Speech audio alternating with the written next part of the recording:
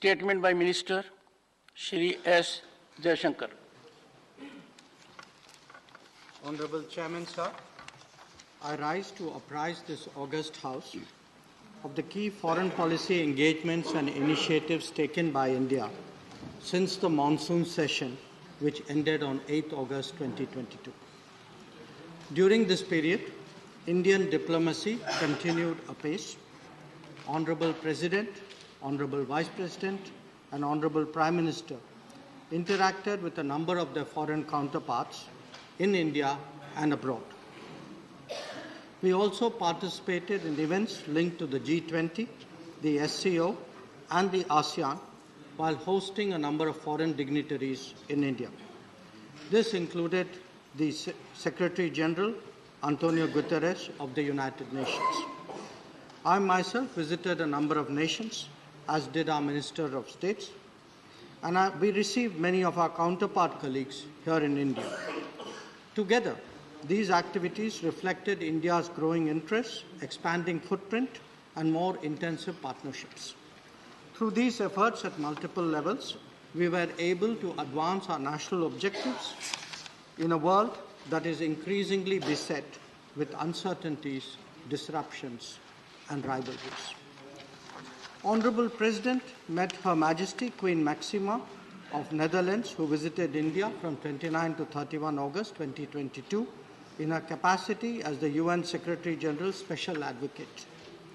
Prime Minister of Bangladesh, Her Excellency Sheikh Hasina, also called on Honorable President during her state visit to India. Honorable President's first overseas visit was to the United Kingdom to attend the funeral of the late Queen Elizabeth II. Honorable Vice President represented India at the India-ASEAN Commemorative Summit at Cambodia, which elevated the India-ASEAN relationship to a comprehensive strategic partnership. He also attended the 17th East Asia Summit, which is an important forum to promote free, open, inclusive, and rules-based Indo-Pacific. Apart from bilateral engagements in Phnom Penh, he visited UNESCO World Heritage temples at Taprom and Angkor Wat, where conservation and restoration work has taken place with India's support.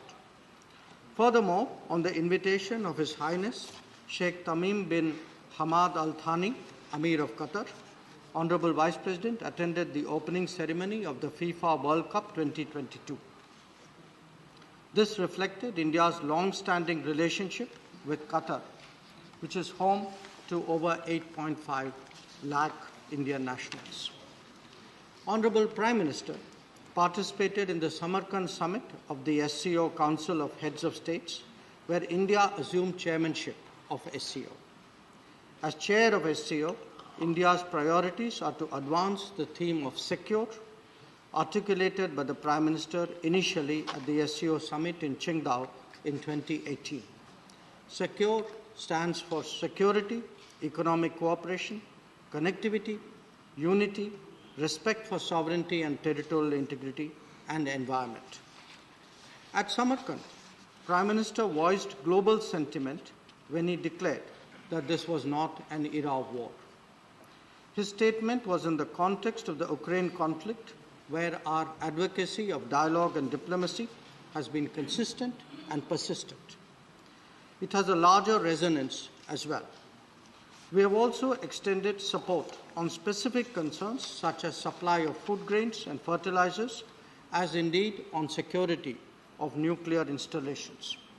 Our position has been broadly appreciated by the international community and finds reflection in the G20 Bali Declaration. I am very happy to inform the House that Kashi has been designated as the first SCO cultural and tourist capital for 2022-23. This would facilitate showcasing of our age-old knowledge inheritance and our rich social and cultural heritage. The Prime Minister also attended the state funeral of the late Prime Minister Shinzo Abe of Japan, who was a particular friend of India. In his meeting with his counterpart, Prime Minister Fumio Kishida, Prime Minister noted the invaluable contributions made by Shinzo Abe to strengthening India-Japan relations, as well as conceptualizing the vision of a free, open, and inclusive Indo-Pacific region. Both PMs renewed their commitment towards enhancing India-Japan strategic and global partnership and to work towards promoting regional and international cooperation. The Secretary General of the United Nations, His Excellency Antonio Guterres, paid an official visit to India from 18-20 October and joined Prime Minister in Kevadia to jointly launch the Lifestyle for Environment (LIFE) initiative. Heads of state and governments from France, UK, Estonia, Georgia, Maldives, Nepal, Madagascar, Mauritius, Argentina, and Guyana contributed with the messages of support for the LIFE initiative. Allow me, Chairman Sir, to now turn to the subject of G20. As the House is aware, the Prime Minister attended the Bali G20 summit recently, and we soon thereafter assumed its presidency. G20 is the premier forum for global economic cooperation, representing around 85% of the global GDP, over 75% of worldwide trade, and about two-thirds of the world's population. Prime Minister has noted that India's presidency of the G20 during the year of Azadi Ka Amrit Mahotsav is a matter of pride for every Indian. The G20 meetings have already commenced in India, and our endeavor is to organize about 200 of these meetings in 32 different sectors in multiple locations across India. The G20 summit is to be held next year, and it would be one of the highest profile international gatherings to be hosted by this country. During the G20 Bali summit, held under Indonesia's presidency, India extended fullest support to ensure its success. Our contribution to finding a common ground among members in a polarized environment was widely appreciated. Prime Minister also held discussions with counterpart leaders on key issues of global concern. They focused mainly on reviving global growth, ensuring food and energy security, promoting technology, preserving environment, and addressing public health and digital transformation. As is customary, many of these opportunities also provided an occasion to take stock of our bilateral relationships. Since we are assuming that responsibility, this was also a time to seek the support and cooperation of all G20 members for the success of India's presidency. Honourable members are aware that the G20 is taking place in the larger context of a geopolitical crisis. Food and energy insecurity, slow progress on sustainable development growth, mounting debt burden, and challenges to climate action and climate justice. Our endeavour is to build consensus within the G20, champion causes, especially of the Global South, and shape the setting of the agenda. This will also be an occasion for us to highlight the 3 Ds of India: development, democracy, and diversity. In our global engagements, we have discerned strong interest in India's digital delivery, public health response, green growth and development, as well as the empowerment of all sections of society. There is also an enhanced interest in our democratic traditions, which go way back in our pluralistic and consultative culture. We envisage the G20 presidency as an occasion to showcase India to the world. This will be done through cultural activities, regional festivals, technology programs, sustainability initiatives, millet promotion, one district, one product promotion, community engagement, and civil society activities. Our presidency will witness a Jan Bhagidari, where all of India would not just participate, but celebrate this occasion. As the House is aware, Government has briefed leaders of political parties in this regard. We see this as a truly national endeavour and seek the cooperation of everybody to make it a success. I would also like to highlight that India will provide a stronger voice to issues of interest of the Global South. This is very much a part of our DNA. It was in evidence most recently during the vaccine Maitri. Our emphasis will be on sharing the India story, caring for all, and taking collective action. It will focus on emphasizing our achievements and priorities such as digital India, clean energy, sustainable lifestyles, women-led development, and multilateral reforms. Prime Minister's initiative on lifestyle for environment, and India's millet initiative, which has resulted in the UN declaration of the year 2023 as the International Year of Millets, would also be prominent in India's approach towards addressing the SDGs. Today, we are building stronger bridges with both developing countries and advanced economies. Apart from our G20 presidency, we are members of a growing number of groups and mechanisms. Some of them are relatively established, like the BRICS and Commonwealth.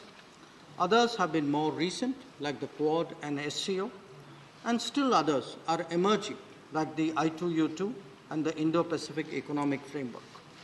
We are also increasingly engaging the world in group formats, reflecting the growing interest on their part to cooperating with India. This could be with the ASEAN, with Africa or the Pacific Islands, or indeed the Nordic nations, CARICOM, CELAC, or Central Asia.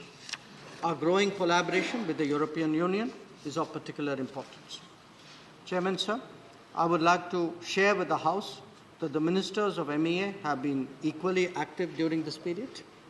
I have myself hosted the foreign ministers of Maldives, France, Singapore, Botswana, United Kingdom, Ghana, Gabon, Belarus, Syria, UAE, and Germany in this period.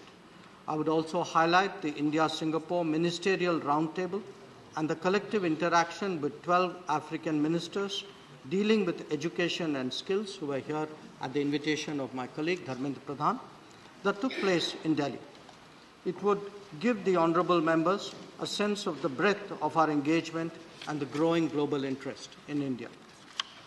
This was also in evidence during my outgoing visits to Thailand, Brazil, Paraguay, Argentina, UAE, Japan, Saudi Arabia, Uzbekistan, USA, Australia, New Zealand, Egypt, and Russia. It was my privilege to represent India at the UN General Assembly high-level segment this year. I took the occasion to engage with the G4, the L69, Quad, IPSA, BRICS, CELAC, and CARICOM, and hold multiple trilaterals and bilaterals. Our ministers of state have been equally vigorous in promoting India's interests abroad. Sri Muralidharanji went to Brazil, Senegal, USA, Oman, Djibouti, Kenya, Eritrea, and Nigeria. Srimati Meenakshi Lekhiji represented India at the SICA summit at Kazakhstan and visited Georgia, Norway, Iceland, and Malta. Dr. Rajkumar Ranjan Singhji was our representative at the IORA Ministerial and visited Indonesia. So, the House would also be aware that as the chair of the Counter-Terrorism Committee of the UN Security Council, India hosted its special meeting in October. All 15 members participated and paid homage to victims of the 26/11 terrorist attack at the Memorial Wall in the Taj Mahal Palace Hotel. This was the first time that the UNSC held a meeting in India. The Delhi Declaration emphasized the need to display zero tolerance towards terrorism and to combat it in all its forms and manifestations. Chairman, sir, I'm happy to inform the House that after a gap created by COVID, India will be hosting the 17th Pravasi Bharatiya Divas at Indore from 8 to 10 January 2023. This year's theme acknowledges the contributions of Indian diaspora as, quote, diaspora, reliable partners for India's progress in Amrit Kal, unquote. The 32 million Indian diaspora is a great source of support for our country. India's 4C commitment of care, connect, celebrate, and contribute would be on display during these celebrations. His Excellency President Mohammad Irfan Ali of Guyana will be the chief guest of the Pravasi Bharatiya Divas 2023. Where Republic Day 2023 is concerned, we have invited His Excellency President Abdel Fattah al-Sisi of Egypt as the chief guest. he has graciously accepted the invitation. Honorable members would also be glad to know that the 12th World Hindi Conference will be jointly organized by India and Fiji from 15 to 17 February 2023 at Fiji. This will be the first occasion for hosting this event in the Pacific region. Chairman, sir, foreign policy today is no longer just an exercise of a ministry or even simply that of the government. It has a direct impact on the daily lives of all Indians. This may be in ensuring that our products have market access or that our talent gets into the global workplace. But it is equally an effort to ensure that technology, best practices, and capital flow into India. Our endeavor in a difficult global situation is that the welfare of the Indian people is ensured, however challenging the circumstances. This may be in exceptional situations like Operation Ganga in Ukraine, or the ability to access key necessities like energy and fertilizers on affordable terms. Or indeed, in concluding migration and mobility partnerships, as we have just done with Germany. Indian foreign policy is there to serve the Indian people. We will do whatever it takes to discharge that responsibility. It could be in ensuring international support for our policies or in the acceptance globally of our interests and objectives. These may be difficult times, but it is also an occasion to display our leadership and make a strong contribution to global peace, stability, growth, and security. Honorable members know this well and understandably approach the ministry sometimes with their particular concerns and issues. It has been our earnest effort to respond as effectively and as sincerely as possible to their communications. We are extremely conscious that foreign policy must respond to the requirements and demands of our society. We demonstrate that as much through the activities of our embassies abroad as we do at home through improved passport and immigration services. I have every confidence that this august House does appreciate both our promotion of national interests abroad as well as our responsibilities to the daily requirements of our people. I conclude with the expectation that the House will continue to extend its fullest support to our efforts and encourage our success in the G20 presidency in particular and foreign policy in general. Thank you so much.